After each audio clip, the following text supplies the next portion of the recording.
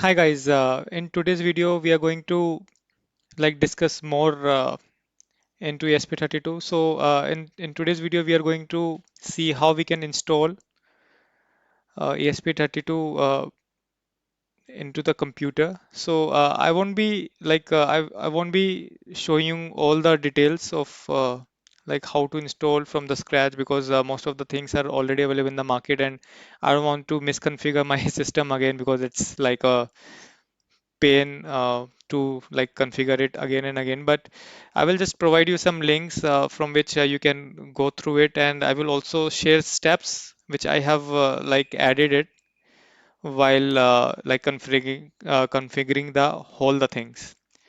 So let's just see.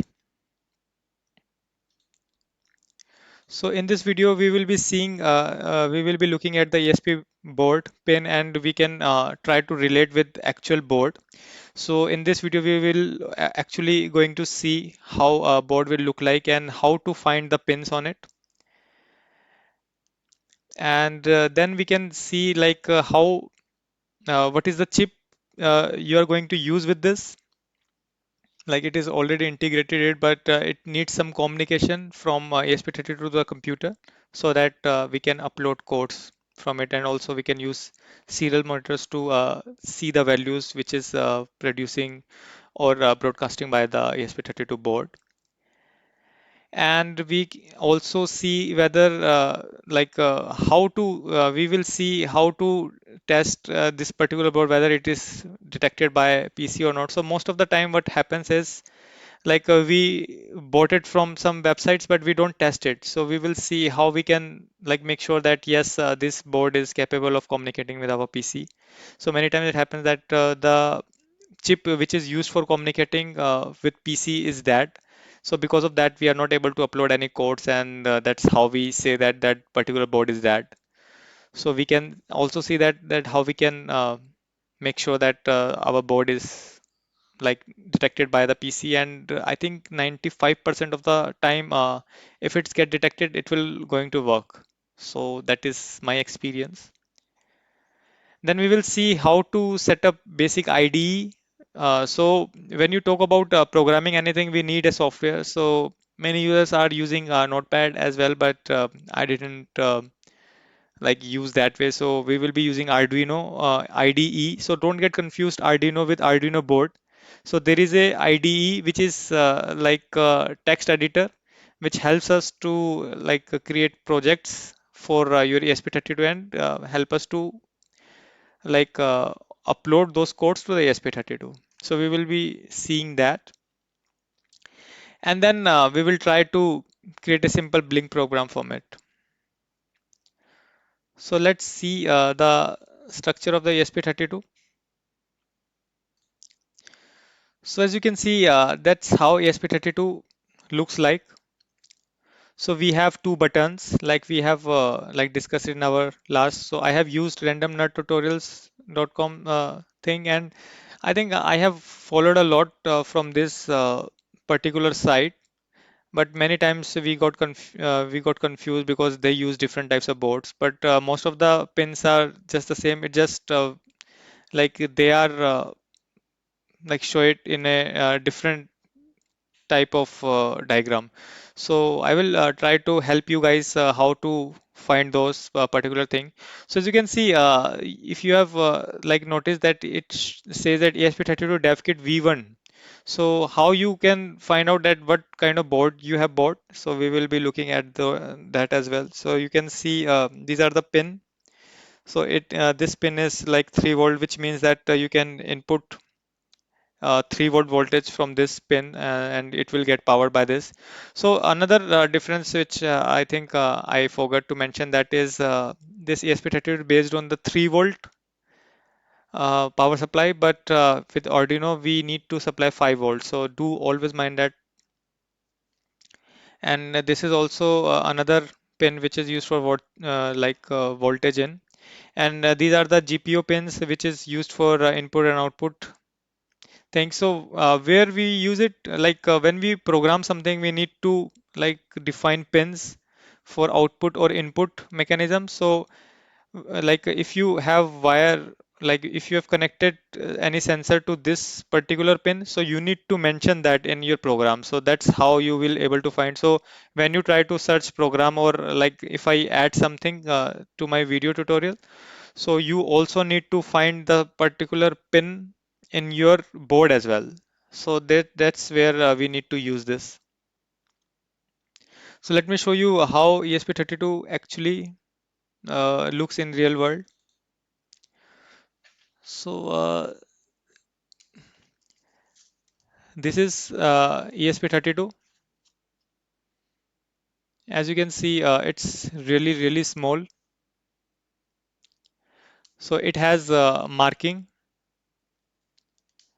which shows like if you do it like this, you can find there is a two button and there is a micro USB, and this is the pin out which is mentioned in our diagram. So I will try to uh, show it using my mobile camera because it has a better focus as compared to the my webcam.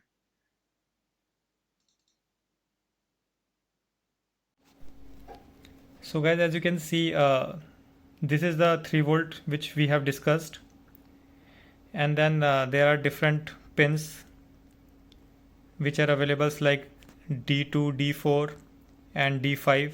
If you see that D5, and there are some RX pins which are used for input output things. So according to the different projects, we need to use these pins. So whenever we follow any tutorials which are created by different communities, so we need to find those pins according to the requirement of the sketch we have. So sketch is like a program for Arduino. So let me just show you for example, if you want to find GPIO 26th pin, so how you were able to find it? So let's see, we have similar structure. So chip is on top, and I think we have a same position. We have a position in the same way according to the diagram. So we need to find GPIO 25. Either you can like count it 1, 2, 3, 4, 5, or you can also read the values on the board. So GPIO 26th is the name of the pin. So let's see whether we are able to find it or not. So we have D26.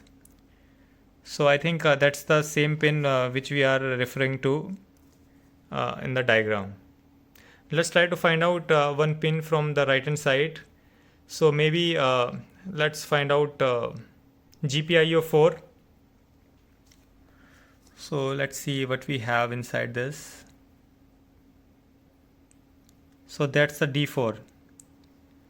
And many times it happens like something is mentioned here, but you won't be able to find anything on your like diagram of that board. So for example, we are seeing VN, so that's the third last pin for us. And if you talk about inside this board diagram, you're not able to find any thing VN. So it's 3639, 3639. Yeah, that's the third last one, GPIO 39. But it is not mentioned. But if you go here, so it says that VN, sensor VN. So this is what we are looking at right now. So that's the VN, third last. So that's how you are able to find it. And the main thing, how to see the circuit board, like the whole circuit. So for the circuit, you need to see your board backside. So as you can see in my board, it says ESP32 dev kit V1. So that's how you are able to find the version of your ESP32, and you can always search pin out for ESP32 dev kit V1 and you will see this kind of diagram. So that's a kind of a data sheet which is available on the internet everywhere. So that's how like our microcontroller looks like, and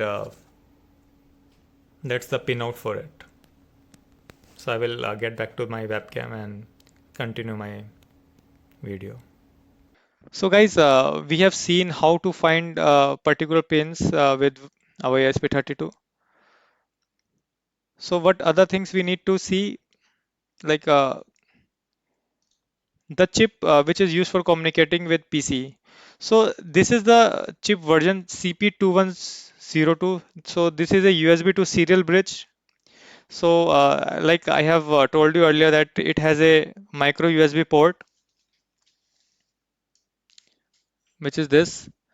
So in order to communicate it, we need to connect this to your PC, and this will be the driver which will be automatically installed if you are using Windows 10, and if you have Windows 7 or so, you need to maybe find out and install it yourself. So once you have installed it, it will going to show you in your device manager. So let's see how it will look like. So I will just connect this to my micro USB cable, which is connected to my PC. So this is the cable I will be using. So that's a USB, and I will connect that to the computer. And before connecting it, I will just go to the device manager first. So for device manager, you need to go to like start and find a device manager.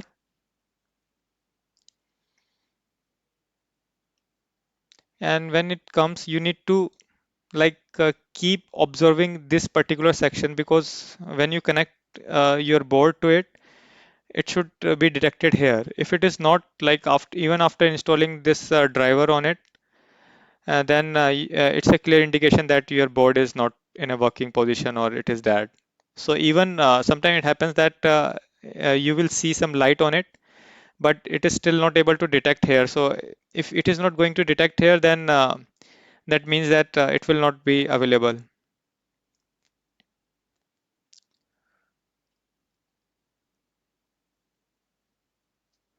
So let me just try to add. So I'm connecting it. So as soon as I connect this,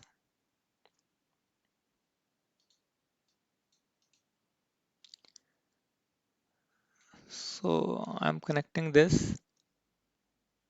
So as you can see, light is turned on, and my device manager gets refreshed, and now you can see the device ID on it, like Silicon Lab CP210 USB to eTart, and it is available on COM7. So we will look more into details what is this, but that is some one use case which, like by using that, you are able to see whether your board is working or not. So that is another indication that it is capable of like getting power.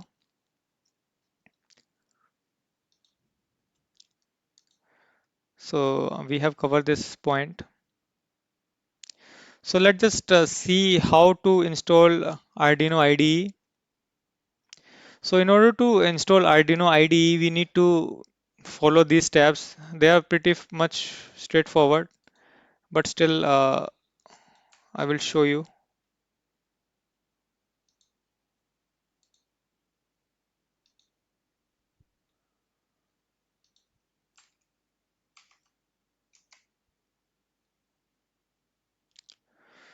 So when you go to the site, it will ask for your downloading this software, which is a Arduino.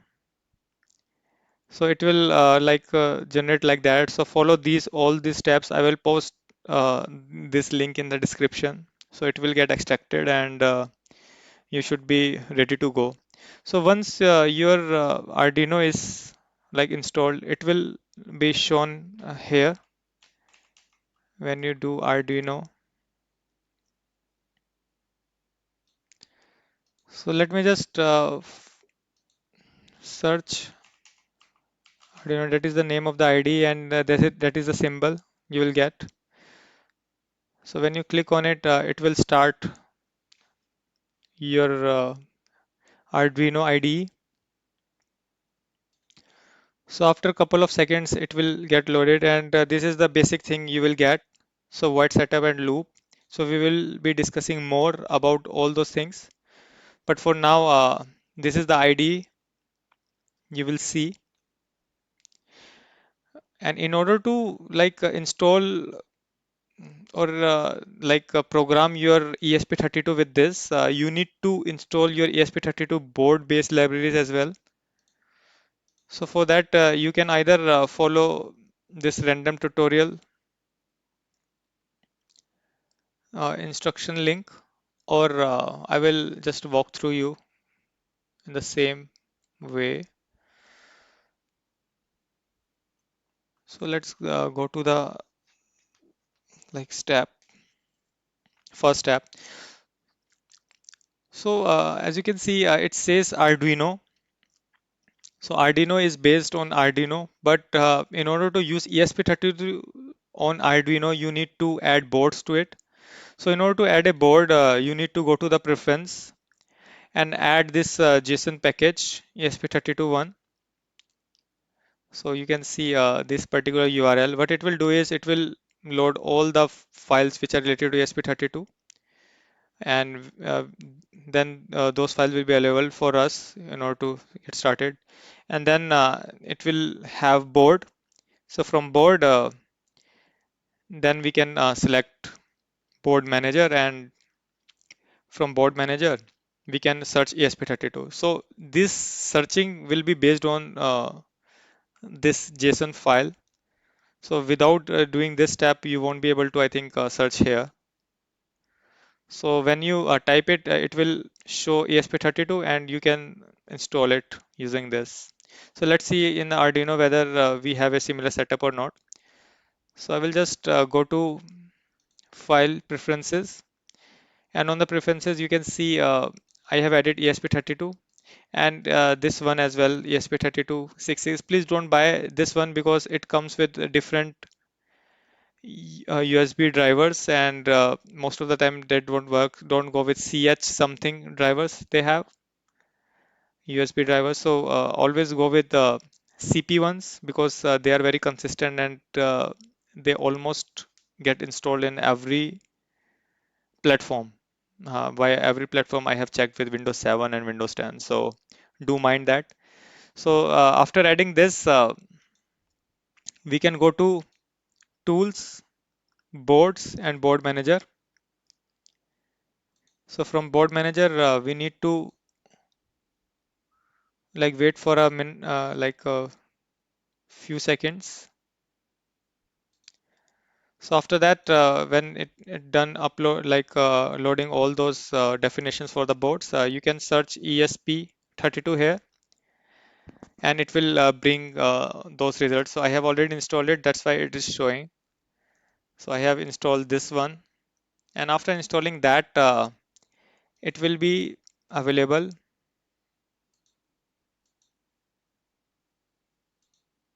inside the boards. So I'm using this particular dev module, yes. Many are using different modules according to the versions they have. Some have LoRa 32 ones, and some will go with the different ones. So if you buy from Amazon and Electronic Comp, or maybe from India, I think this one should be just fine when you choose this board for programming stuffs.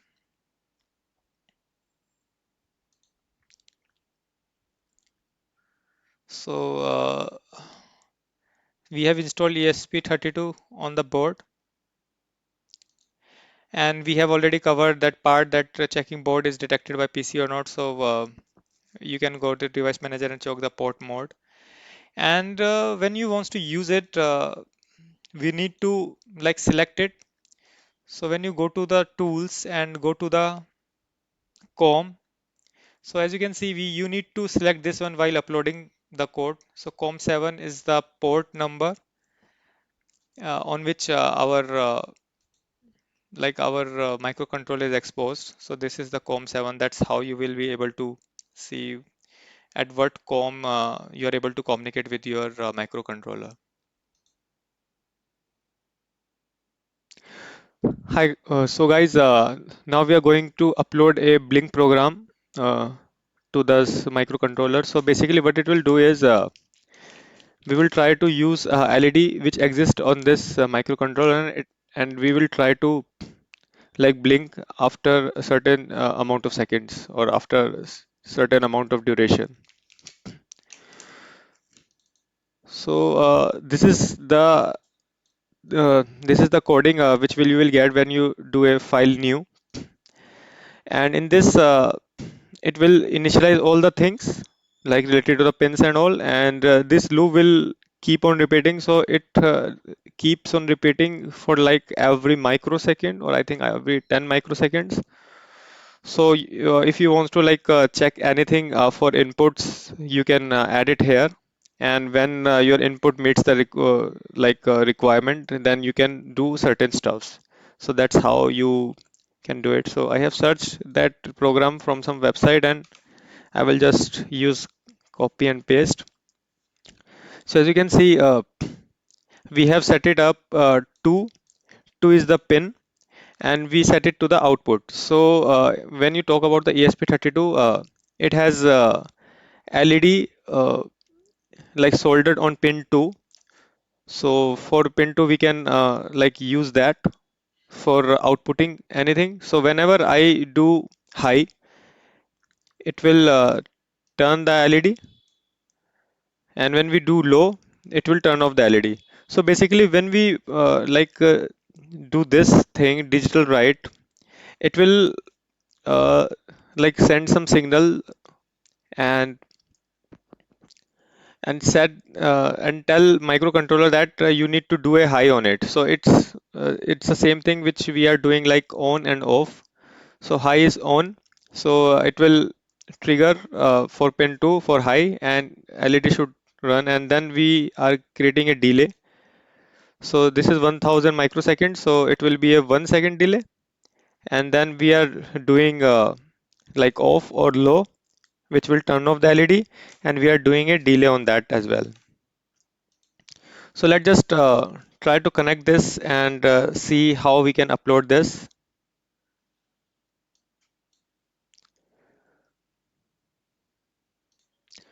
So I'm going to do it. Before adding it, you can also check whether your port is available here or not. So as you can see, we are already have COM1, but COM7 is not there. So as soon as we are going to connect this, so it is not connected. It's showing LED for indicator of power. And now we can go to the tools and go to port, and it is going to automatically select this. So COM7 is already selected. So what you need to do, you can first verify it. So it is a compiler which will see all the syntax and functions, whether they are like right or not. So let's just do that first. It will ask for like saving your sketch. I will just go with like default one, and it start compiling. So you can see in the right bottom corner that it is compiling. So it will take like around 5 to 10 seconds depending upon the code you have. So it's kind of slow, not like full-fledged like Visual Studio or something. So after a couple of seconds, you will see something like this. So it will shows the actual usage in bytes. So whatever you are going to upload, it will take some memory. So that is what it will show. So it taking 15% of the storage space. So you can imagine when you try to upload heavy code which have lots of condition, you need to also make sure that it will meet this requirement. So that is the reason why we choose microcontroller or Raspberry Pis on the basis of the heaviness of your code. So if it is like a very complex code, you can't run that code with this microcontroller. So you need to go with then higher version of it like Raspberry Pi or BeagleBone kind of microcontrollers. So for now, I think we are just fine. So before compiling this, you also need to make sure that your board is right, because when this compiler runs, it will check against that Arduino. So sometimes it happens you are working with the Arduino board, but then you connect ESP32 with it, and then it will stop working. And also you need to make sure that you choose the right frequency before uploading. So I'm using 92160. CPU frequency is 240 megahertz, and flash frequency is 80 megahertz, and 4 MB. So with this configuration, it will going to work. If you're not going to use those, so you might get into trouble sometimes. So yes, so let's just try to upload it. So for uploading it, you need to click on this button. So I will just click on it. So it will again compile the code and then try to find your ESP32 in order to upload it.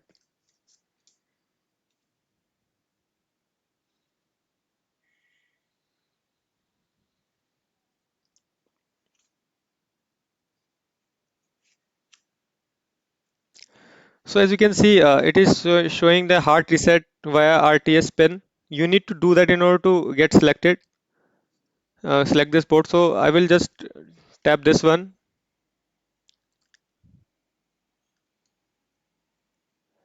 and it should detect it. Or maybe try this boot pin.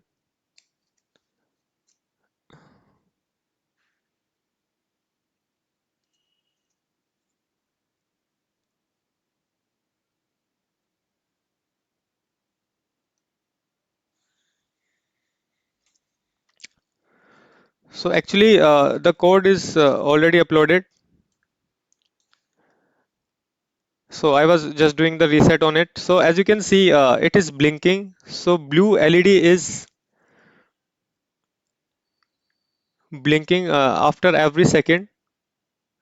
So on and off is going to happen. Sometimes the thing which I was doing, sometimes what happens is it is not able to detect your ESP32. So in order to like detect it, you need to press this EN or boot button for like 5 to 7 seconds in order to get detected. So we might run into a problem sometime.